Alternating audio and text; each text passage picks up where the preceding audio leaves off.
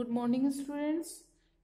तो class ninth हमारा topic चल रहा था हेल्थ एंड डिजीज। उसमें हम पार्ट 1 देख चुके थे। अब पार्ट 2, अब इसमें देखेंगे हम, जैसा मैंने आपको पार्ट 1 में बताया था, जो हमारी एंटीबायोटिक्स है उनका क्या एक्शन है, वो क्या एक्शन कैसे करती हैं काम, हमारी जो हमारी बैक्टीरियल जो बीमारी है, बैक्टीरियल जो डिजीज है उस पर वो ब्लॉक करती हैं, block the bacterial process that builds cell wall.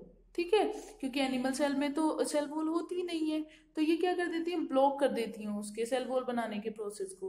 ठीक है, antibiotic do not work against viral infection. Antibiotics अगर हम कोई ले रहे हैं तो वो वायरल इन्फेक्शन के अगेंस्ट काम नहीं करेगी। मतलब अगर हमें वायरल इन्फेक्शन भी है और ये हमारा जो बैक्टीरियल कोई बीमारी है वो भी है, तो अगर हम एंटीबायोटिक ले लें तो वो बैक्टीरिया पे तो काम करेगी लेकिन वायरल इन्फेक्शन पे नहीं करेगी।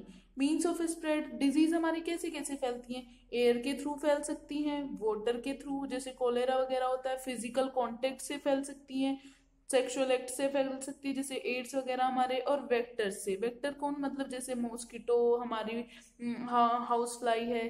ठीक है, जैसे फीमेल एनाफिलीज जो है हमारा मॉस्किटो है वो प्लाज्मोडियम लेके आता है और ये ट्रांसफर कर देता है प्रोटोजोआ ह्यूमन की बॉडी में, और हमें क्या हो जाता है, मलेरिया फीवर हो जाता है। ठीक है, अब जो organ specific and tissue specific manifestation, मतलब कोई भी अगर हमें डिजीज हो रही है तो वो एक पर्टिकुलर ऑर्गन स्पेसिफिक होती है, फिर टिश्यू स्पेसिफिक होती है। जैसे human body is large compare to microbes. Microbes तो बहुत छोटे होते हैं, माइक्रोस्कोपिक होते हैं, और ह्यूमन बॉडी उसके अगर हम उसके कंपेरिजन में देखें तो बहुत बड़ी है। तो जो टीबी है, हमारा ट्यूबरकुलोसिस है, वो क्या करता है, वो हमारे लंग्स, मतलब ऑर्गन स्पेसिफिक कौन सा है उसका, लंग्स है। ठीक है, और मलेरिया जो है, मलेरिया प्लाज्मोडियम जो है, जो प्लाज्मोडियम फैलाता है, तो वो मलेरिया क्या है, मलेरिया की ऑर्गन स्पेसिफिक क्या है, आरबीसी या फिर लीवर्स हमारे, लीवर।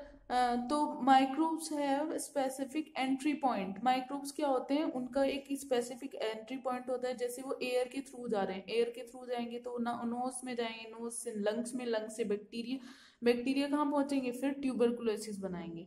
ठीक है, जैसे माउथ के थ्रू जा रहे हैं, माउथ से गट लिनिंग में जाते हैं तो टाइफाइड बैक्टीरिया हो गया, टाइफाइड हो गया बैक्टीरियल अगर इन्फेक्शन है तो।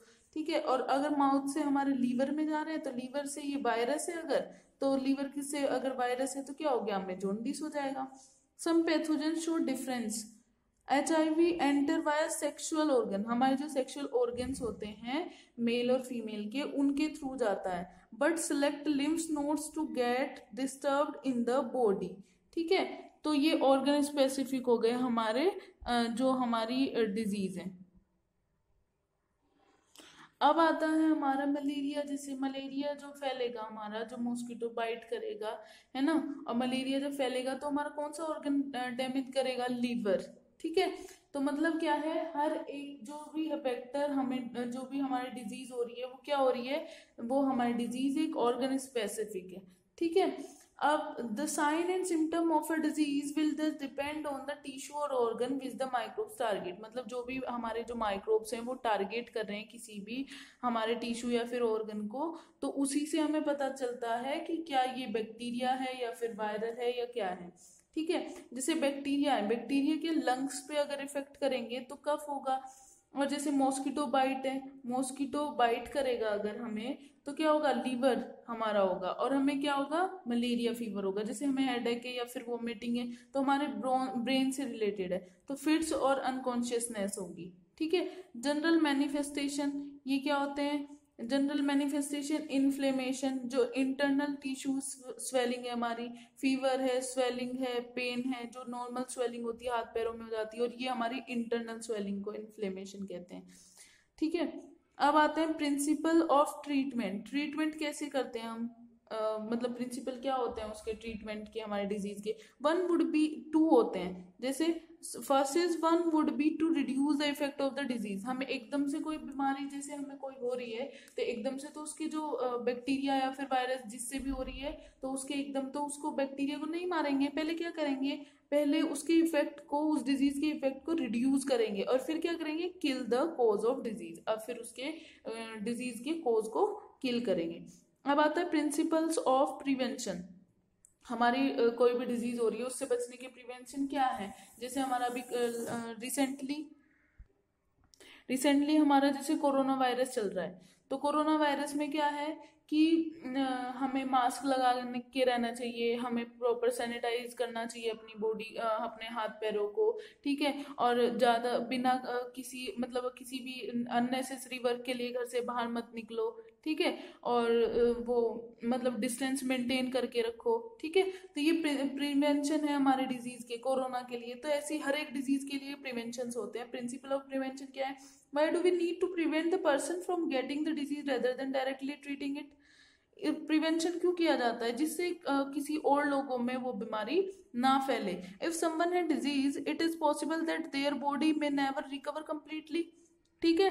तो ऐसा भी तो हो सकता है कोई बीमारी आ गई, जैसे हम पैरालाइज हो गए या फिर कुछ ऐसी बीमारी है, तो हमारी जो बॉडी है वो क्या कर जाती है, कभी कभी ऐसा भी हो जाता है हमारी पूरी लाइफ में वो हमारी जो बॉडी है वो रिकवर कर ही नहीं पाती कंप्लीटली। ट्रीटमेंट में take time, the person may be bed ridden for a while. Treatment क्या है, वो बहुत टाइम भी ले सकता है, हम बेड रिडन भी हो सकते हैं, उसकी वजह से हमारे जो काम है बहुत सारे काम भी छूट जाते हैं, है ना। तो मतलब प्रिवेंट करना किसी भी बीमारी को बहुत जरूरी है। The person suffering from disease can become a source and spread to it to others.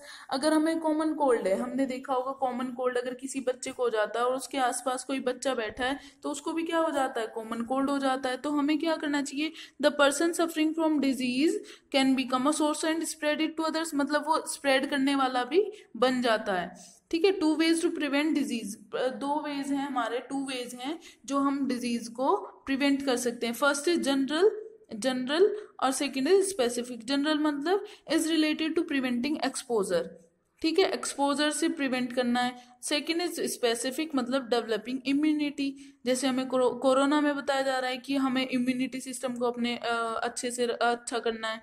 तो जनरल क्या होते हैं, हाउ टू अवॉइड एक्सपोजर, जैसे एयरबोर्न डिजीज है कोई भी, ठीक है, जो हवा से फैलती है, तो अवॉइड एयर से फैलती है, तो क्या करेंगे, avoid living in over crowded area. तो उस पर्सन को क्या करेंगे, उस पर्सन को बोलेंगे कि भाई ओवर क्राउडेड एरिया में नहीं जाओ, जिससे वो बीमारी दूसरों में ना फैले। वाटर बोर्न डिजीज है, have source of safe drinking water, हमें क्या पीना चाहिए, सेफ ड्रिंकिंग वाटर पीना चाहिए।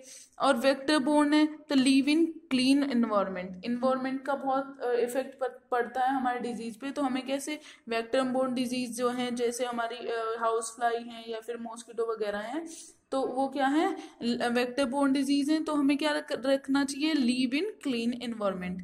डेवलप इम्यूनिटी, ये प्रॉपर वैक्सीनेशन से, जैसे वैक्सीनेशन क्या होता है, एंटर करते हैं वीक पैथोजेंस को हमारी बॉडी में और वो क्या कर देते हैं, हमारे नंबर ऑफ WBC को इंक्रीज कर देते हैं, ठीक है। अब आता है प्रिंसिपल्स ऑफ इम्यूनाइजेशन। ये क्या होता है, the immune system on first time fights the pathogens. Immunization में क्या करेंगे, इम्यून सिस्टम में first time fight the pathogens and later specifically remembers it, ठीक है। This principle is use to make vaccines. Vaccines बहुत सारी आ चुकी हैं, जैसे टिटनेस, डिप्थीरिया, वो पिंकफ, measles, polio, hepatitis A, tuberculosis, इन सभी की हमारी वैक्सीन्स आ चुकी हैं, ठीक है। तो ये हमारे प्रिंसिपल्स हैं इम्यूनाइजेशन के लिए। प्रिंसिपल क्या है कि हमारे इम्यूनिटी सिस्टम को क्या करता है, फर्स्ट टाइम वो फाइट करता है उस पैथोजन के साथ और फिर उसके बाद later specifically remember it. Thank you class.